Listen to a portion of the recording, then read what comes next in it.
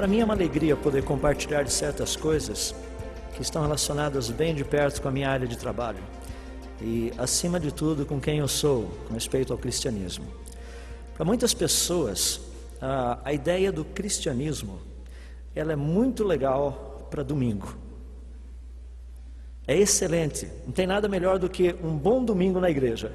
Mas segunda-feira a história é outra, porque você tem professor chato de biologia, os legais são de matemática e física, mas eu entendo que os outros são chatos. Então você tem aquela dificuldade, professor, chefe que amola, todo esse negócio. Mas domingo é um dia legal, é dia de igreja, é dia de encontrar gente só santa lá na igreja, né? Uma santidade dá até medo, assim.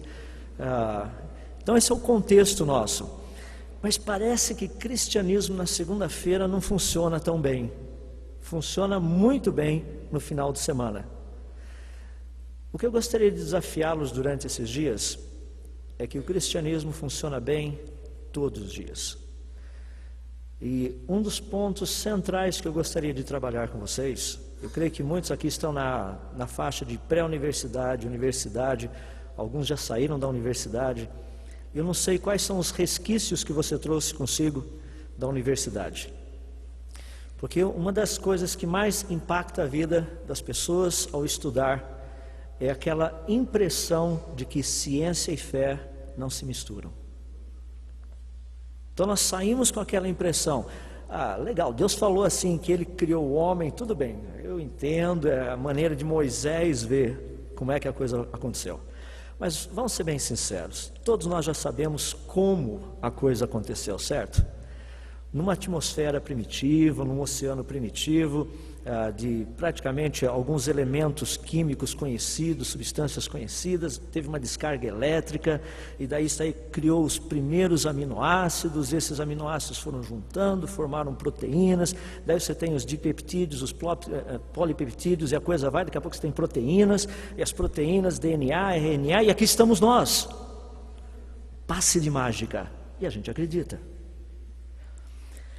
Essa é a nossa situação hoje. Está nadando contra a correnteza. Dá para perceber, né? É bem fácil a coisa, eu acho que é simples a gente ver a nossa situação. E não é fácil. Principalmente porque quando nós tratamos da questão de ciência, quando tratamos da questão de fé, existe um interesse em que essas duas coisas estejam desassociadas. Abram suas Bíblias, eu gostaria de ler apenas um versículo. Livro de Isaías, capítulo 5, verso 13. Isaías, capítulo 5, verso 13. Diz o seguinte: portanto, o meu povo vai para o exílio por falta de conhecimento. A elite morrerá de fome e as multidões de sede. Portanto, o meu povo vai para o exílio por falta de conhecimento. A briga é séria. Você nada contra a correnteza, eu gostaria de ajudá-lo, pelo menos a nadar com grande eficiência contra a correnteza. Há pouco tempo atrás eu estava dando palestra numa universidade e uma pessoa depois da palestra chegou e falou assim: eu duvido que você acredita em tudo isso que você falou. Olhei para ele assim, falei assim, mas coisa mais esquisita, se eu duvidasse, se eu não acreditasse no que eu estou falando, eu seria um idiota estar aqui falando isso. É claro que eu acredito. Ele falou assim, porque se você acredita em tudo isso que você falou, você é a primeira pessoa de todos que eu já conheci na universidade, até hoje, que acreditam desse jeito. Eu falei, hey, bem-vindo ao Matrix. É só desplugar e você vai entender um pouquinho a realidade. Então eu gostaria de tratar com vocês algumas coisinhas. Gostaria de tratar em 3 áreas. Primeiro gostaria de traçar algumas definições, algumas considerações e fazer um estudo rápido. Eu entendo que o horário já é avançado, muitos de vocês viajaram bastante e eu não quero que vocês durmam. Portanto, eu vou procurar ser prático e objetivo. Comecemos com as definições. Quando nós tratamos de ciência e fé, eu gostaria de dar para vocês as definições que normalmente nós encontramos. Portanto, ciência vem do latim, conhecimento, a ideia de conhecimento, scientia. É o conjunto de informações sobre a realidade, de uma forma geral essa é a ideia. Fé, por outro lado, como nós temos no português, também vem do latim, da palavra fidere, que significa confiar, crer. Em última análise, as duas são muito interessantes, porque numa certa forma, nós aprendemos por meio da universidade, da escola, do cursinho e de toda a influência que nós recebemos, que a coisa funciona mais ou menos desse jeito. Ciência trata de evidências, fé da falta de evidências. Ou seja, fé tem que ser um salto no escuro. Fé não pode ser em algo concreto. Eu gosto de definir fé com a seguinte ilustração: o que é e o que não é fé. Hoje em dia, existe uma grande confusão sobre isso. Então vamos ao exemplo. Imagina que você esteja num avião. Você detesta voar. Sabe aquelas pessoas que têm medo de avião? Você entra no avião tremendo, você senta, está tremendo, dali 10 minutos você olha para a pessoa, está na janelinha, né? Olha para a pessoa e fala, nossa, o povo lá embaixo parece formiga. O cara fala, são formigas, nós não levantamos voo ainda, para de tremer. Por quê? Você está tão nervoso. O avião levanta, lá em cima, tudo sossegado, de repente o avião começa a dar umas chacoalhadas, chacoalha um pouco mais, você fala, Senhor, eu sabia que não era para eu estar aqui. Eu sou igual o Jonas, eu fui desobediente, prepara um corvo para me segurar. E sabe, aquela preocupação. E de repente o piloto chega para você e diz o seguinte, olha, o avião vai cair, nós não temos como sustentá-lo. Daí você fala, sabia disso. Tem jeito. Então eu gostaria que vocês se preparassem. Você, antes de mais nada, você sai correndo, abre a porta do avião, pula, fala, Senhor, eu sei que o Senhor vai me segurar, eu sei que o Senhor vai me segurar, o Senhor disse que seus anjos vão me segurar, e daqui a pouco você vem, vai segurar, e pum, bate e morre. Porque isso daí não é fé, isso é loucura. Fé é você estar dentro do avião, Deus chega para você com paraquedas, está morrendo de medo, Deus pega aquele paraquedas e fala, pode pular, porque ele vai abrir, eu dobrei. Baseado na palavra dele, no paraquedas que ele te deu, você pula. Isso é fé. Fé nunca foi falta de evidências. O próprio Deus é evidência da nossa fé. Nós cremos nele, nós não temos fé na fé. Então essa é uma questão que eu gostaria de deixar bem claro para vocês. Tem muita gente que tem fé na fé. Pede para o irmão orar, porque se o irmão orar, a coisa acontece. Que legal, então a gente não precisa de Deus, vamos falar com o irmão. Não, fé tem que ser no Senhor Deus, daí a importância de conhecermos a palavra dele. Agora, deixe-me fazer algumas considerações com vocês. Vamos por etapa. O Márcio está me ajudando a controlar ali, então, se eu estiver falando e vocês não estiverem vendo, não olhem para mim, olhem para ele. Ele esqueceu de colocar o slide, então eu espero que ele não durma. Algumas considerações que eu queria fazer com vocês. Primeiro, sobre a questão da teoria da evolução. Eu acho que esse é o exemplo mais prático do que seria evolução. Dá para perceber que nós estamos evoluindo. Eu creio que logo a gente vai voltar a ser macaco se continuarmos nessa direção. Mas por que eu estou mencionando a teoria da evolução? Porque Jesus certa vez disse assim, cuidado com o fermento darwiniano. Você nunca leu isso na Bíblia, né? Lá está escrito o fermento dos saduceus, dos fariseus. Mas nós temos um fermento que tem preenchido as nossas vidas. Esse fermento é muito interessante, porque ele vem com a embalagem com um rótulo bem grandão escrito ciência. E pelo fato de ter o rótulo de ciência, você nem se preocupa de olhar o conteúdo, você come sem se preocupar. Então eu gostaria de tratar algumas coisas com vocês, especificamente, porque quando nós mencionamos essa questão, as pessoas geralmente falam assim, não, mas ciência é algo estabelecido, como você mesmo falou, ciência está relacionado com evidências. Deixe-me fazer a seguinte pergunta para você. A teoria da evolução, ela é uma teoria naturalista. Ela está baseada na proposta de que causas naturais criaram todas as coisas, o universo, inclusive a vida. Causas naturais, simplesmente questões naturais e espontâneas. Essa é uma proposta interessante, porque a maneira como ela foi colocada e a maneira como ela foi trabalhada, a melhor teoria para mostrar como isso supostamente teria acontecido é o que nós conhecemos hoje como darwinismo. Eu fico muito impressionado com essa proposta, a proposta darwiniana, porque a minha pergunta é a seguinte: quais foram os organismos iniciais? Nós não temos nenhuma evidência. Nós temos algumas hipóteses. Qual era a composição do oceano ou da atmosfera primitiva, onde esses tais organismos teriam supostamente surgido? Nós não temos nenhuma evidência, nós temos hipóteses. Quais seriam as condições dessa atmosfera ou desse oceano primitivo? Nós não temos nada, nenhuma evidência, nós temos apenas hipóteses. Quais seriam os mecanismos que teriam feito com que essa evolução supostamente teria acontecido? Nós não temos mecanismos, nós temos apenas hipóteses. Para aqueles que acham que eu estou brincando, qual a primeira lei da biogênese? A lei da vida gera vida, exato. Já imaginaram a evolução? A evolução vai contra a lei e diz que não vida gerou vida. Eu digo, todo livro de biologia começa criacionista. Vida gera vida. Depois eles tentam mostrar o contrário. Mas começa desse jeito. A proposta que eu tenho, e que eu sempre menciono para as pessoas, é que quando nós temos essas duas ideias, de um lado, evolucionismo, do outro lado, criacionismo, teoria naturalista e teoria criacionista, nós temos a ideia de um desenho inteligente, que é a proposta de como as coisas apareceram dentro do criacionismo. E deixe-me apenas esboçar rapidamente, eu vou trabalhar isso com mais detalhes durante os outros dias, principalmente quando nós tratarmos dos códigos secretos, vocês vão entender o porquê disso. Uma das coisas interessantes, quando nós olhamos para a natureza, nós percebemos que tudo possui um desenho, e um desenho muito inteligente. Mas o desenho inteligente apenas aponta para um desenho inteligente, só. O desenho inteligente não fala de um criador. Dentro da teoria do desenho inteligente, tem um grupo que são os criacionistas.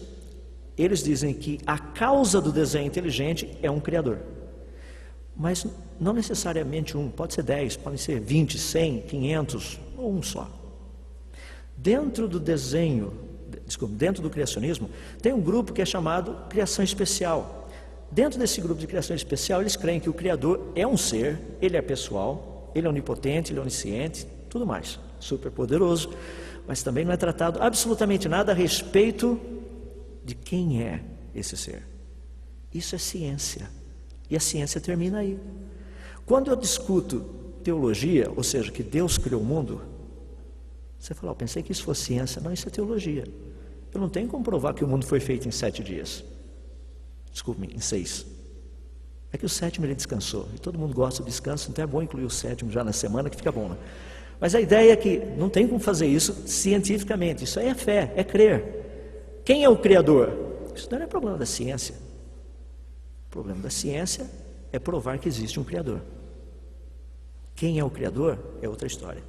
Agora é interessante porque essa ideia do desenho inteligente, do design inteligente, como ele é conhecido, muitas pessoas nas universidades têm dito o seguinte: isso é uma tentativa dos evangélicos ou de gente que crê em alguma coisa em achar uma metodologia científica para falar da fé deles.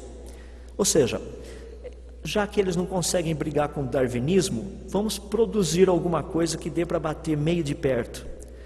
Para informação disso, eu recebi isso numa universidade, um professor, depois, assim, na hora de perguntas, falou assim: mas essa ideia do desenho inteligente é simplesmente uma contraproposta à teoria da evolução. Eu falei, o senhor está redondamente enganado. Por quê?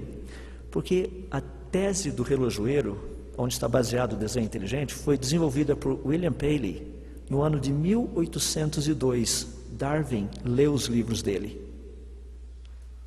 Ou seja, a tese, a teoria do design inteligente apareceu pelo menos 50 anos antes da teoria darwiniana.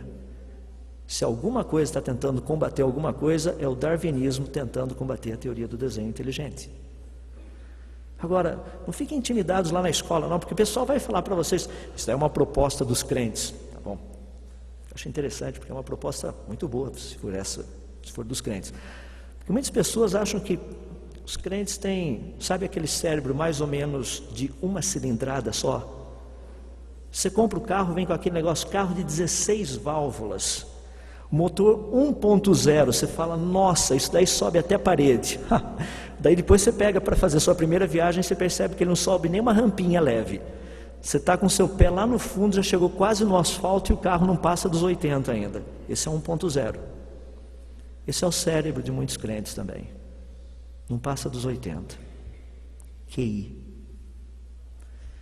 E Deus nos chama para termos a mente de Cristo. Eu pergunto, qual QI que você tem?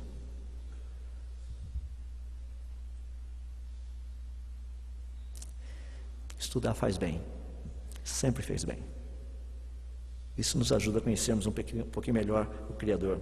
E para aqueles que gostam de pensar um pouquinho, deixa eu dar algumas ideias para vocês aí. Apenas algumas considerações, só para levantar.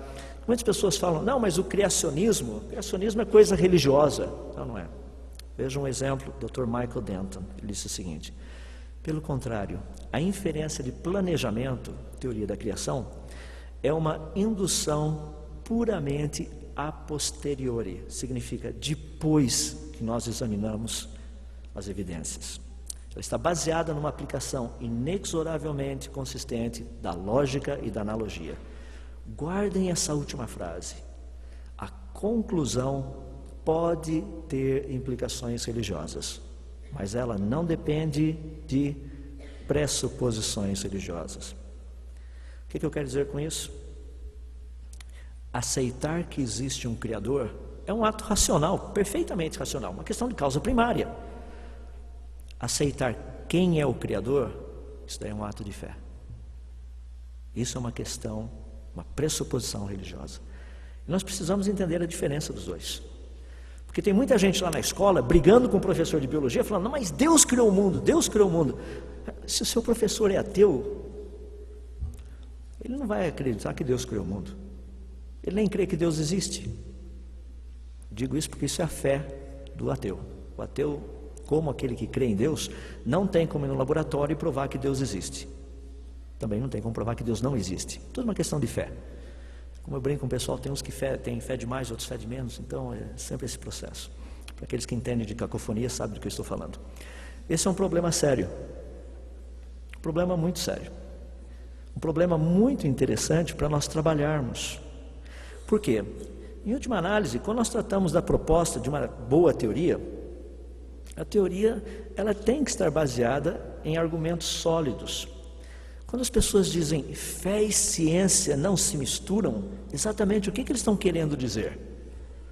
Eles estão querendo dizer religião? Se a ideia é religião, tem algumas coisas que realmente não se misturam. Eu não tenho como provar que você nasceu de novo. Já pensou que maravilha? Você chega lá vibrando e fala, pai, mãe, fui lá para aquele acampamento de jovens, nasci de novo. Seu pai fala, ótimo, vamos fazer um teste de DNA. Leva você para o laboratório e vai fazer um teste de DNA. Teu DNA é exatamente igual àquele que você era antes, não mudou nada. Pelo menos eu espero que não. Vai ver que você está mutando, está virando um mutante aí, qualquer hora eu posso levar você nas minhas palestras, mostrar um exemplo de ET, coisa parecida assim. Mas tem como provar que você nasceu de novo em Cristo? Cientificamente falando, a resposta é não. Isso não. Então é importante nós percebermos que quando nós tratamos de ciência, ciência tem que estar baseada em certos conceitos.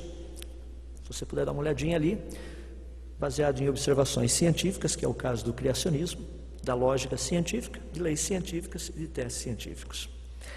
Então, num esboço rápido sobre ciência, essas são algumas ideias que eu gostaria de traçar para vocês. Mas dentro das considerações, eu gostaria de fazer mais algumas pequenas. Primeiro, as pessoas dizem que ciência e fé não se misturam. Interessante, universidades como Harvard, Princeton, Yale, Cambridge, Oxford, todas elas começaram como centros de estudos teológicos. Não é interessante? As pessoas falam para mim, mas por que você dá esse tipo de palestra na igreja? Eu falei, porque é normal. Por que não? Ah, mas na igreja é para falar apenas de coisas espirituais. Eu concordo. Plenamente espirituais. Quando eu falo de ciências, eu estou tratando do quê? Quando a gente está falando a respeito do Criador, nós estamos falando do quê? Todas elas se originaram desse jeito. Essas grandes universidades. E as pessoas não gostam de ler história. Isaac Asimov, na década de 80, ele disse que deveria ser eliminado da área de ciências tudo aquilo que se refere a Deus ou tem qualquer relação, conotação com Deus. Kepler era cristão. Vamos tirar as 3 leis de Kepler, as leis planetárias. Pessoal, que legal? A gente não conseguiria mandar mais satélite nem espaçonave para lugar nenhum, se a gente fosse seguir a ideia do Asimov. Isaac Newton era cristão. Já imaginou o que aconteceu com a física clássica? Vamos tirar Newton e tira a física clássica também. Eu começo a perguntar, sabe? Deixa eu continuar, daqui a pouco eu falo para vocês o que eu iria perguntar. Leonhard Euler, ou Euler, um dos maiores matemáticos que o mundo já conheceu, eu brinco com o pessoal, já mencionei para vocês, ele é o pai das funções, aquele negocinho f de x igual a x mais b, aquele negócio que todo mundo gosta. Você vai encontrar o cara no céu, já pensou que legal? Ele vai chegar para falar para você, tudo é uma questão de x, não é? Sua vida foi simplesmente um x que Deus controlou todos os outros x, y e z. Todas as variáveis estavam perfeitamente controladas na equação de Deus. Verdade. Leonhard Euler foi um dos grandes cristãos que o mundo já conheceu. Só para você ter uma ideia, 1/3 de tudo que foi publicado na área de ciências durante a vida dele, foi ele quem escreveu. Já imaginou que legal você ter um professor de escola dominical desse jeito? Pessoal, eu quero integrá-los hoje com a essência do conhecimento de Deus. Ele coloca o símbolo da integral e bota uma baita equação lá do outro lado e fala, isso é integração. Vocês vão ver como é que funciona. Mas eu quero derivar para vocês algumas coisas importantes. Não somente isso, vocês vão entender a sua função no reino de Deus. E a coisa ia por aí afora. Outro cristão. Maxwell, criador da parte de eletricidade e magnetismo. Outro cristão também, como já mencionei. Se não fosse ele, nada dessa parafernália que vocês estão vendo aqui, estaria aqui.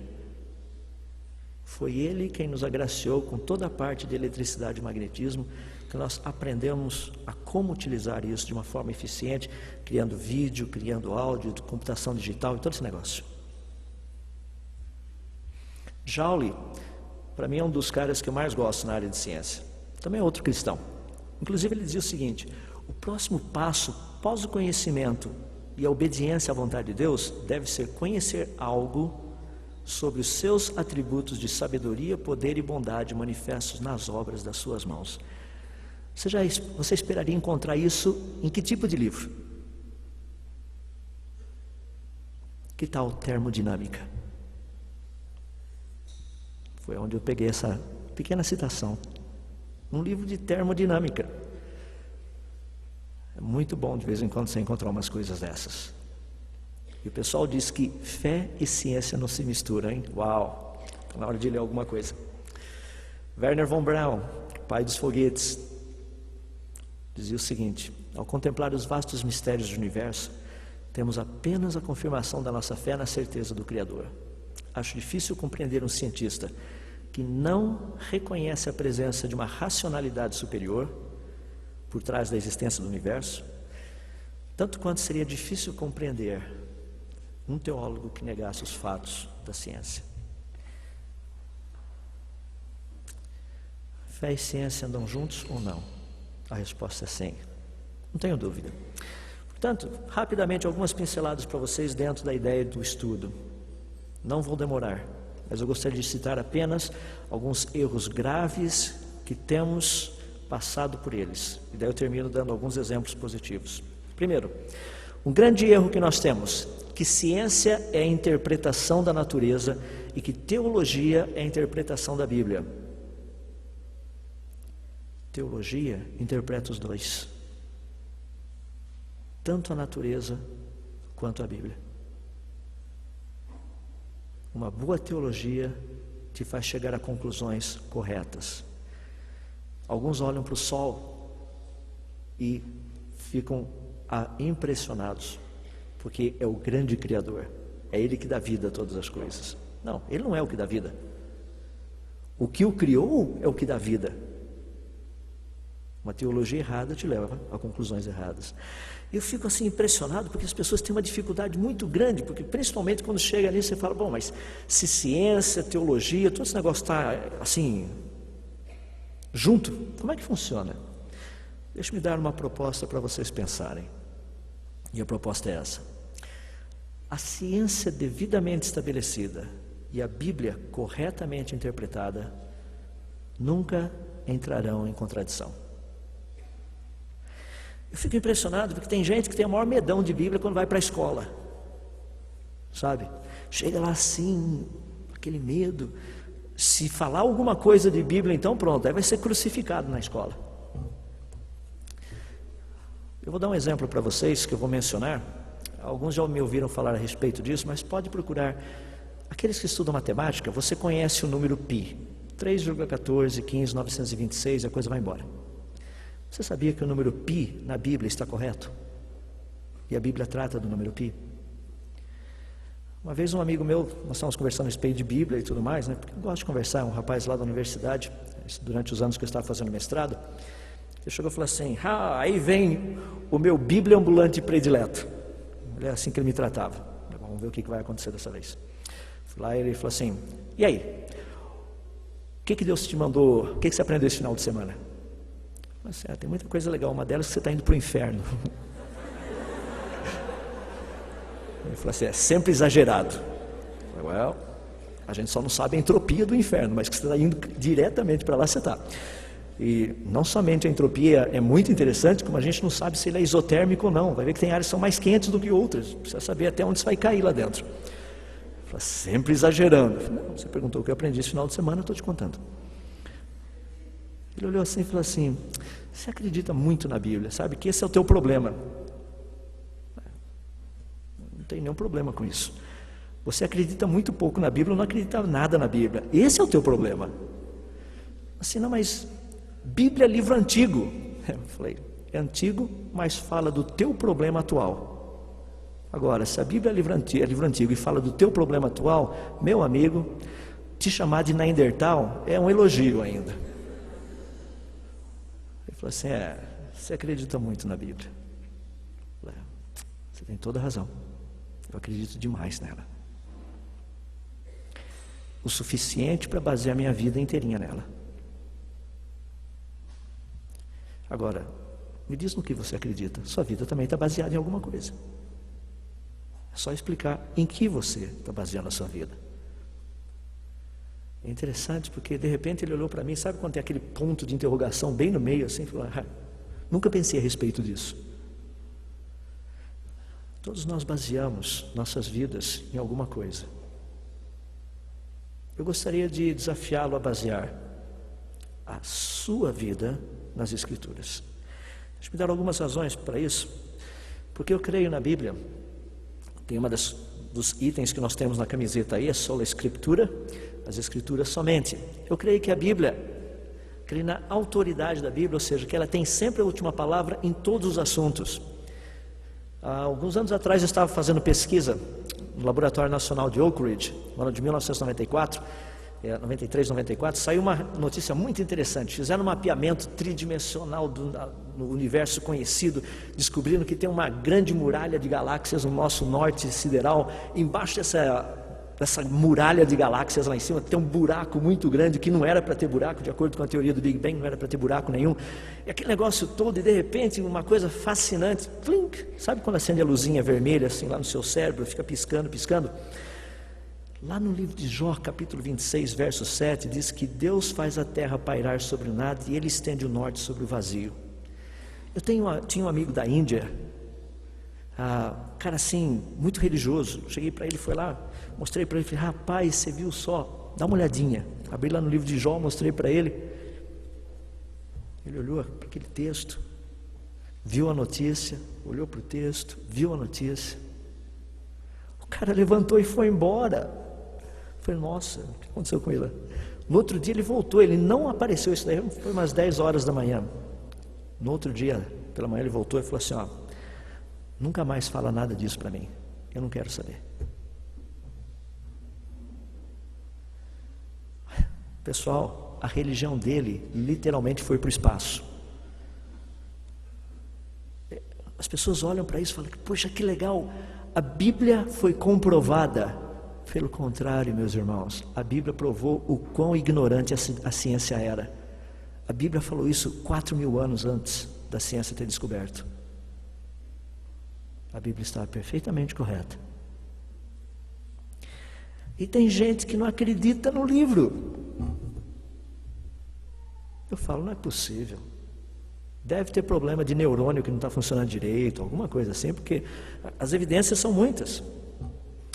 Mas eu também creio na suficiência da Bíblia, ou seja, ela não necessita de suporte externo nenhum para suas proposições. E essa é uma área assim, interessante, porque se a Bíblia está correta, aqueles que creem nela estão bem de vida. Se a Bíblia estiver errada, aqueles que creem nela também estão bem de vida. Porque é bom seguir os conselhos que a Bíblia nos dá, isso faz bem para a gente. Não tem nada ruim ali. Ela te ensina como tratar com dinheiro, como tratar com os amigos, como arrumar uma boa namorada, também tem isso na Bíblia. Como conseguir todas essas coisas legais, do jeito certo, sem se arrepender. É só seguir os conselhos. Ou seja, se a Bíblia no mínimo tivesse errada, ainda você sairia bem. Mas a questão é que a Bíblia é inerrante, e eu creio na inerrância da Bíblia. Ela está perfeitamente correta em todas as suas afirmações. Você já imaginou gente no finalzinho do século XIX, abrir lá no livro de Hebreus, capítulo 11, verso 3, está escrito o seguinte: pela fé entendemos que foi o universo formado pela palavra de Deus, de forma que o visível veio a existir das coisas que não existem, ou das coisas que não se veem. Você fala, que cara doido esse, a Bíblia é totalmente errada, né? Coisas visíveis, existia, ser feito daquilo que não se vê. Parece até física quântica que eu estudo hoje, né? É porque a física quântica diz que as pequenas partículas, quando se trata dos quarks, dos mesons, dos pimesons, toda essa companhia de partículas aí, elas não são visíveis. Elas são tão pequenas que não dá para interagir com a luz e ver. Ou seja, o universo visível é feito do invisível. Grande surpresa. Está na Bíblia há mais de 2.000 anos. E as pessoas acham que o livro não é bom. Estava dando palestras numa universidade e logo no final depois teve muitas perguntas sobre a Bíblia. Isso é bem interessante, porque sempre acaba acontecendo. A pergunta é quem é o Criador, todo aquele negócio, daí é uma questão do meu testemunho sobre a minha fé. Então eu comecei a falar, bom, o Criador para mim é Deus, o Deus da Bíblia, para ser mais específico.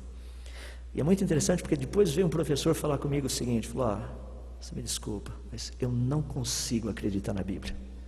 Não é mesmo? Não consigo. Imagina um livro que foi escrito há 2.000 anos atrás. Perguntei para ele, o senhor acredita no livro? Ele dava aula de biologia. Perguntei para ele, o senhor acredita no livro de biologia que está escrito ali? Ele falou assim, claro que sim. Se eu não acreditasse, eu não teria dando essa matéria. Falei, qual a edição do seu livro mesmo? Ele me deu a edição. Falei assim, interessante. O livro do senhor passa por revisão e o senhor acredita nele? A Bíblia nunca passou por nenhuma revisão, não precisa. O livro do senhor que passa por contínuas revisões, o senhor diz que vale a pena acreditar. Um outro que nunca passou por nenhuma revisãozinha, o senhor diz que não é digno de confiança. Me desculpa, o senhor não aceita porque o senhor não quer. Em última análise é isso. Eu quero dizer para vocês que a nossa fé é boa. Você não precisa ter medo da sua fé. E aqueles que não têm essa fé, você não sabe o que você está perdendo. Você está do lado de fora do Matrix. Está achando que você está numa boa e está lá plugado. E o povo só está sugando. Muito interessante. Só para a gente terminar, algumas questões aí que eu gostaria de deixar para vocês pensarem. A Bíblia nos diz o seguinte, livro de Jó, capítulo 21, verso 22. Acaso alguém ensinará ciência a Deus, a Ele que julga os que estão nos céus? Eu fico pensando, o pessoal chega e fala assim, não é que já se viu a Bíblia dizer que primeiro Deus criou luz, depois Deus criou no quarto dia os corpos celestes, sol, lua, estrelas, todos esses negócios aí, que coisa extremamente correta. Está correto. A ciência sabe que é desse jeito. Demorou quase 6.000 anos, mas que a gente chegou lá, a gente chegou lá. Primeiro, energia, luz. Depois, os corpos celestes. Correto. 1 Coríntios 2,16. Pois quem conheceu a mente do Senhor para que o possa instruir? Eu fico tão impressionado, as pessoas chegam assim, querem dar umas ideias, falar, não, porque assim, assim, assado. Não é legal a gente poder dar opinião para Deus? Eu tenho aprendido muito, depois que eu comecei a fazer física, como nós oramos para o nosso Deus.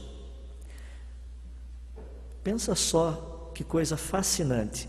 Você chega diante daquele que criou todo o universo, todas as coisas, e você manda ele fazer certas coisas, como se você soubesse o que deve ser feito. Já pensou que coisa? Eu tinha essa mania também nas minhas orações. Senhor faz isso, Senhor faz aquilo, Senhor nós decretamos, Senhor nós ordenamos. Eu falei, que é isso? A gente tem mais que chegar com humildade diante dele, porque ele sabe o que eu preciso, não eu. Já imaginou? Senhor, nós precisamos de um planeta de massa aproximadamente equivalente a 800 vezes a massa da Terra, que seja numa órbita de aproximadamente 7 bilhões de quilômetros do Sol. E esse corpo celeste tem que ter uma velocidade angular tal que vai aspirar os cometas e pequenos asteroides e meteoritos em cima dele. Mas, Senhor Deus, será que o Senhor nunca pensou nisso? O nome do planeta é Júpiter, e é para isso que ele funciona. Ele é um grande aspirador de pó para o nosso planetinha chamado Terra. Foi pensado, foi planejado, não está lá por coincidência. Alguns anos atrás, um pequeno cometa, Schumacher-Levy, quebrou em vários pedaços. Um pedacinho, quer dizer, todos os pedaços caíram no planeta Júpiter. Um pequeno pedacinho que caiu em Júpiter deixou uma pequena cicatriz no planeta que daria para você colocar 8 planeta Terras nessa cicatriz. Já pensou uma pancada dessas em cima da gente? Eu não estaria aqui, você não estaria aqui agora. E daí a gente já estaria sabendo se a Bíblia estava certa ou não. Estaria todo mundo morto, literalmente. Ou seja, mas Deus faz essas coisas, e às vezes nós queremos dizer para Deus o que fazer. Quem conheceu a mente do Senhor para que o possa instruir? Pense nisso. Seria a natureza o livro de número 67? A Bíblia tem 66. Ou a natureza seria o livro número 67. Bom, Deus criou a natureza com propósito, e a Bíblia nos diz qual foi o propósito. Mas é a Bíblia que diz qual é o propósito da natureza. A natureza não me diz nada disso. Eu acho interessante, as pessoas saem por aí falando assim, Deus é amor, Deus é juiz. Deus perdoa, Ele jamais inocenta o culpado. Você fala, poxa, mas você é sempre negativo, né? Você é sempre pensando do lado negativo. Não, porque a gente tem que conhecer o caráter de Deus, os dois lados.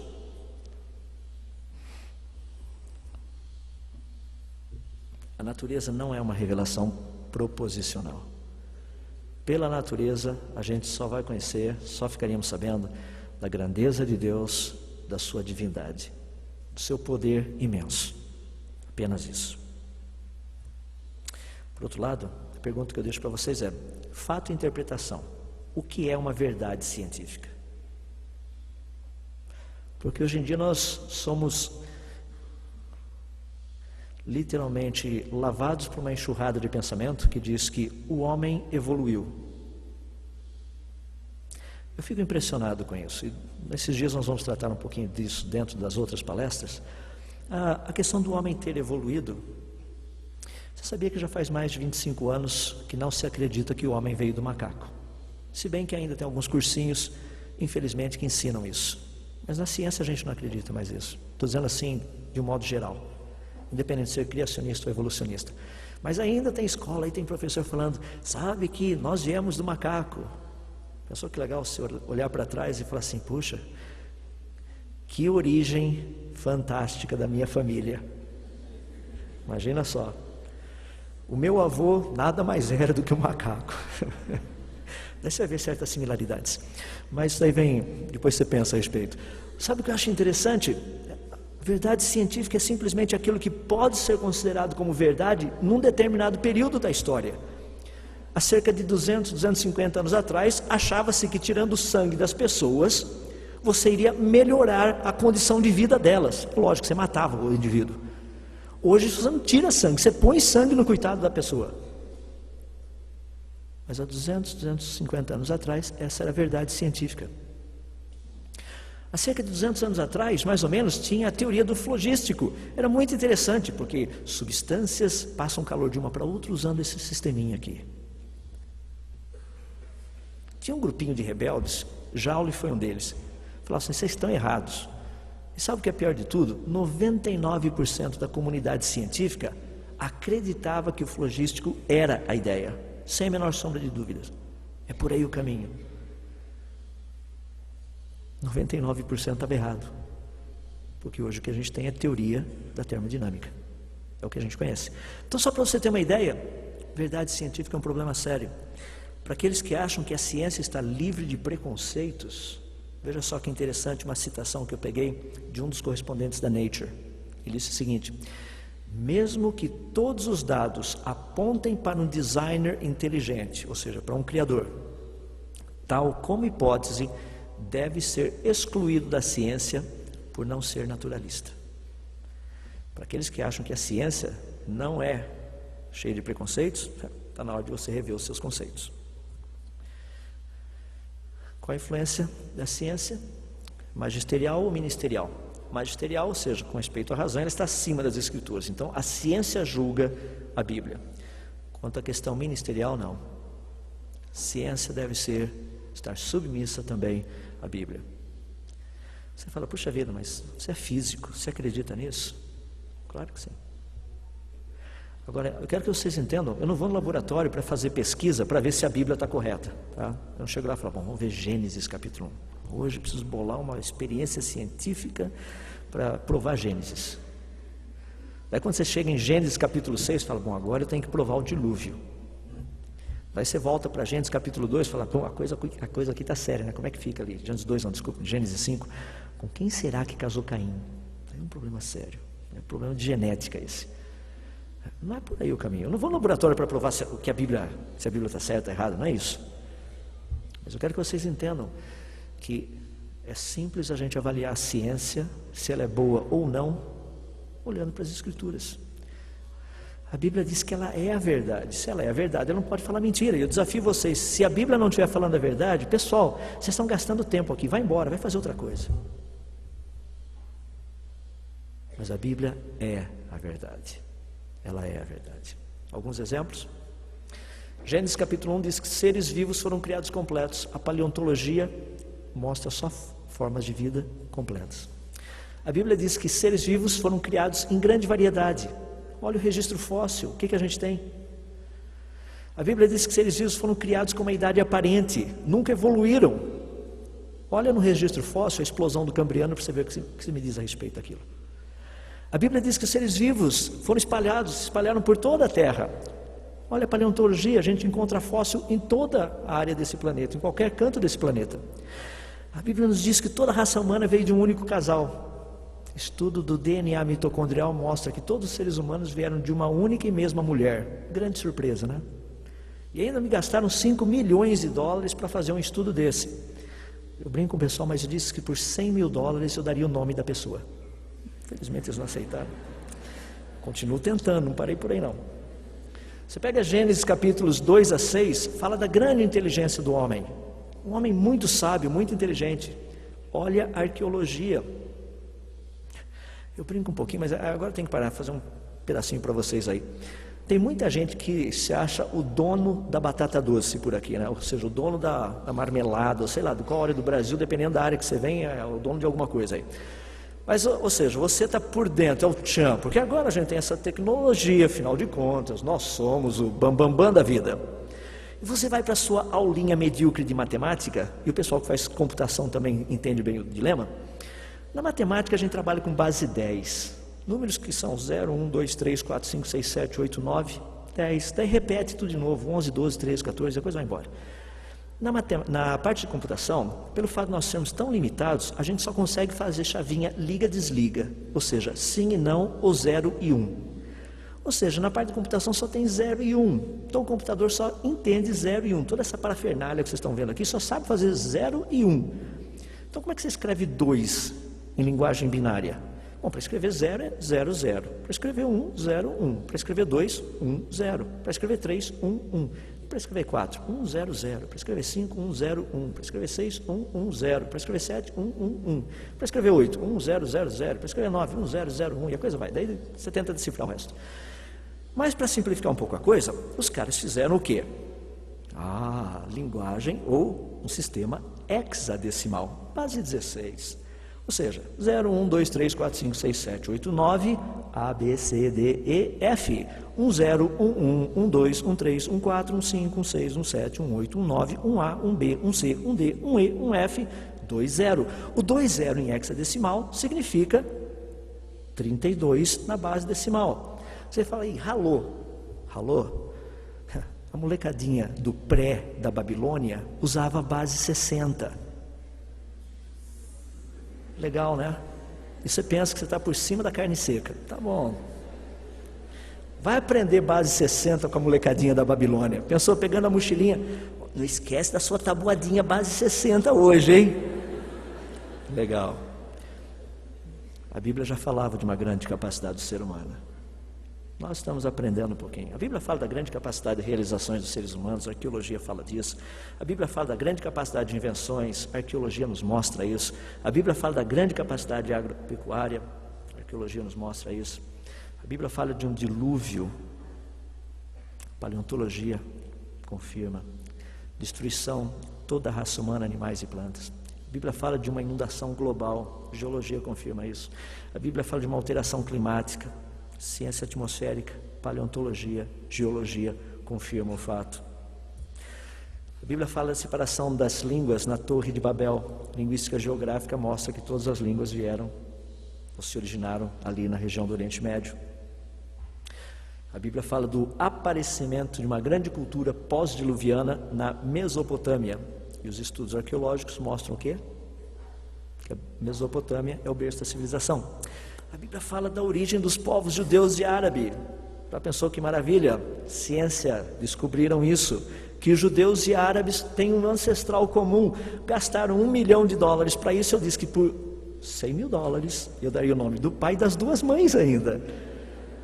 Também os caras não aceitaram. Mas de qualquer forma, a Bíblia fala de uma grande e poderosa civilização egípcia. A arqueologia confirma. A Bíblia fala dessa lista de povos. Mas tinha um deles que deixava todo mundo meio preocupado, os hititas. No final do século XIX, somente a Bíblia falava dos hititas. Até o final do século XIX, o pessoal falava, o livro está errado. Até que um arqueólogo resolveu encarar a briga e foi atrás. Adivinha o que ele descobriu? Os heteus, do jeitão que a Bíblia falava. E a Bíblia era o único livro que mencionava desse povo. Algumas leis científicas, lei da biogênese, vida gera vida, Gênesis trata disso. Lei de Mendel, combinação genética limitada, cada um segundo a sua espécie. Segunda lei da termodinâmica, tudo vai do organizado para o desorganizado, Gênesis trata disso. Deus falou assim, daqui para frente vocês vão ver como é que vai funcionar. Lei da conservação, na natureza nada se perde, nada se cria, tudo se transforma. Eclesiastes capítulo 3, verso 14. Tudo quanto Deus fez durará eternamente. Nada pode ser acrescentado, nada pode ser tirado. Algumas grandes descobertas científicas, movimentação das correntes atmosféricas, ciência atmosférica, Eclesiastes 1,6 já falava disso. Ciclo hidrológico, grande descoberta científica que até o meio do século passado ainda se questionava. Eclesiastes 1,7 já falava disso. Algumas outras descobertas científicas, luz apareceu antes dos corpos celestes, novidade. Que a Terra é redonda, também, grande novidade.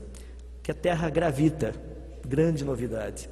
Distribuição não uniforme de galáxias no universo, grande novidade.